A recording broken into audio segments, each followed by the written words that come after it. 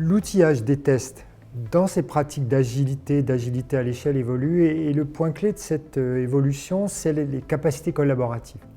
C'est-à-dire, ce qui nous intéresse, c'est de désiloter donc les activités de test par rapport aux activités d'analyse, d'exploration du besoin, aux activités même d'une certaine façon de développement, et puis d'analyse des anomalies.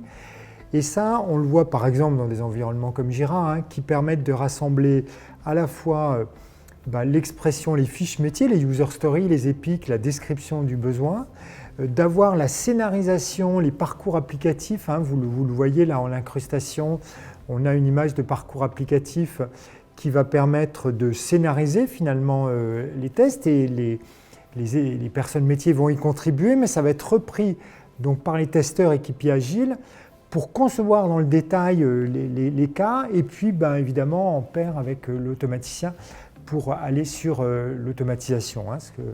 Et donc le point clé ici, c'est vraiment la collaboration, c'est-à-dire d'avoir des produits d'activité, des artefacts donc, qui sont communs, qui constituent une documentation vivante, à jour, et qui sont finalement un outil de productivité. Et ça, c'est aussi important.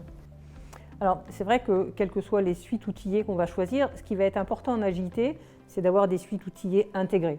De ne pas avoir des outils qui ne se parlent pas, mais de bien effectivement pouvoir suivre depuis l'expression du besoin, la conception des user stories, des critères d'acceptation, les parcours, les scénarios, l'automatisation, qu'on ait vraiment une vision d'ensemble intégrée de tout ça. C'est ça.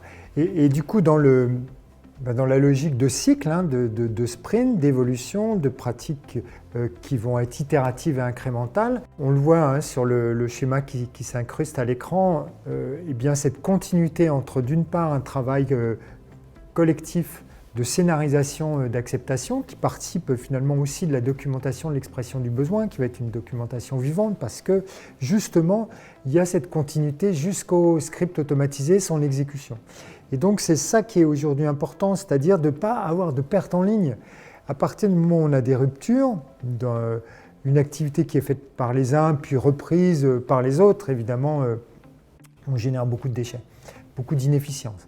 Et donc, le travail des équipes pour justement être dans cette agilité-là, c'est d'assurer cette continuité. Et l'outillage est important parce que c'est lui qui va permettre de supporter donc les différents éléments qui vont des parcours au script.